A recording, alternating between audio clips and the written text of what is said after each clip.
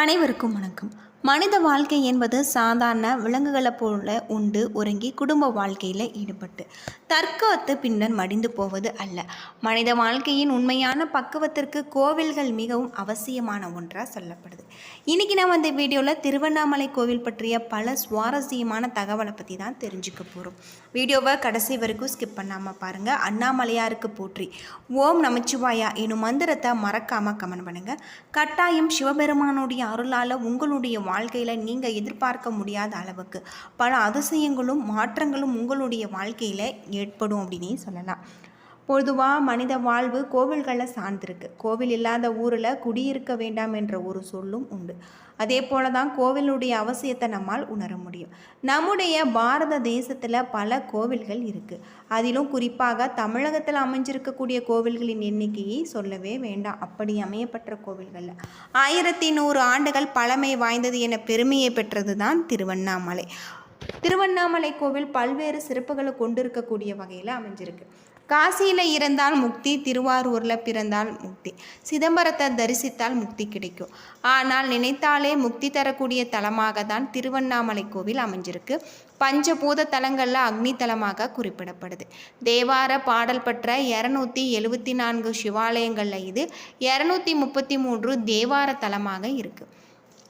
அம்மனின் 51 சக்தி பீடங்களில் இது அருண சக்தி பீடமாக இருக்குது.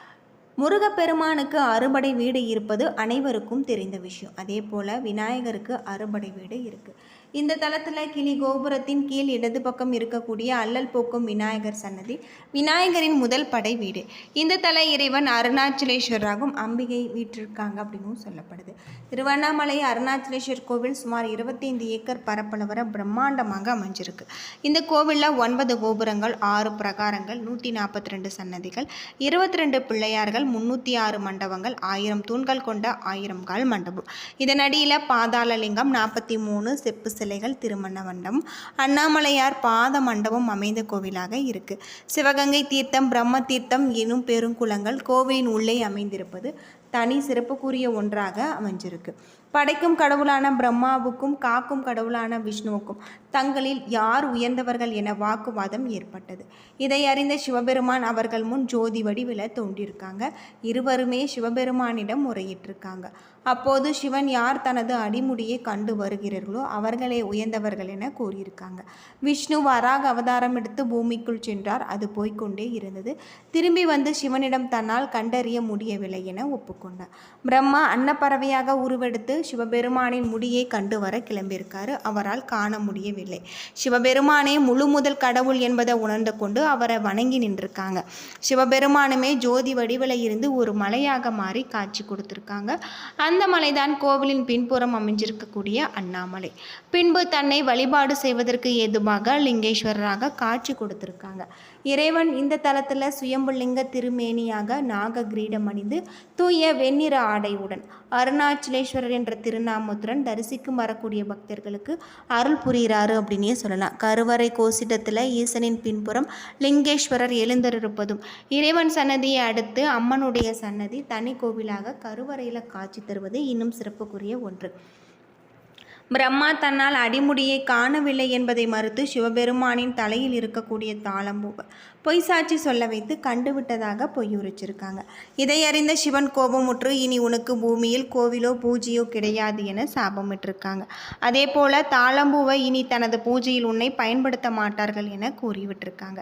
இதன் காரணமாக தான் இன்றளவுமே சிவாலயங்களில் தாளம்பூவை மட்டும் படைக்க மாட்டாங்க. பிரம்மோற்சவம், ஆனி மாத பிரம்மோற்சவம், மாசி மக தீர்த்தவாரி, கார்த்திகை தீபம், பரணி தீபம், மகா தீபம், பங்குனி உத்திரம், திருக்கல்யாண உற்சவம் ஆகிய திருவிழாக்கள் ஆண்டுதோறும் இங்கு நடைபெறும். வருடத்தில் எல்லா மாதங்களிலுமே ஏதாவது ஒரு திருவிழா இந்த தலத்தில் நடந்து கொண்டிருப்பது தனி சிறப்புக்குரிய ஒன்று. தினமுமே ஒவ்வொரு மாத பிரதோஷ விழா சிறப்பாக நடைபெறும். 6 கால பூஜைகள் நடைபெறக்கூடியதாக சொல்லப்பட்டிருக்கு. சிவன் கோவில் அனைத்திலுமே சிறப்பு வழிபாடு திங்கட்கிழமையாக இருக்கும். சோமவாரம், சோம பிரதர்ஷனம் போன்றவற்றின் மூலம் இந்த உண்மையை அறிந்து கொள்ளலாம். ஆனால் திருவண்ணாமலை அக்னிமலை, அக்னிக்குரிய நாள் செவ்வாய்க்கிழமை, அக்னிக்குரிய கிரகம் அங்காரகன். ஆகவே இந்த கோவிலில் மட்டுமே சிவபெருமானுக்கு செவ்வாய்க்கிழமை என்று விசேஷ பூஜைகள் நடக்கிறதாகும். செவ்வாய்க்கிழமை என்று வழிபடுவோர் பிறவி பிணியில இருந்து விடுபடலாம் அப்படின்னு சொல்லப்படுது. கிளி கோபுரம் 81 அடி உயரம். தெற்கு திருமஞ்சன கோபுரம் 157 அடி உயரம். தெற்கு கட்டை கோபுரம் 70 அடி உயரம். மேற்கு பேய் கோபுரம் 160 அடி உயரம். மேற்கு கட்டை கோபுரம் 70 அடி உயரம் கொண்டிருக்கு. வடக்கே அம்முனியம்மன் கோபுரம் 171 அடி உயரம் கொண்டிருக்கு. வடக்கு கட்டை கோபுரம் 45 அடி உயரம் கொண்டிருக்கு. அண்ணாமலை கிருத யுகத்தில் அக்னி மலையாகும். கிரேத யுகத்தில் மாணிக்க மலையாகும். துவாபர யுகத்தில் தாமிர மலையாகும். கலியுகத்தில் கல்மலையாகவும் இருக்கு. கிரிவல பாதையின் தூரம் 14 கிலோமீட்டர். இந்த பாதையில் 20 ஆசிரமங்கள், 360 தீர்த்தங்கள், பல சன்னதிகள், அஷ்டலிங்கங்கள் இருக்கு. 26 சித்தர்கள் வாழ்ந்திருக்காங்க. அடுக்கி 1008 லிங்கம் அமைஞ்சிருக்கு. இந்த மலையை ஒவ்வொரு இடத்தில் நின்று பார்த்தாலுமே ஒவ்வொரு வகை தரிசனமாக 27 வகை தரிசனத்தை நம்மால் காண முடியும்.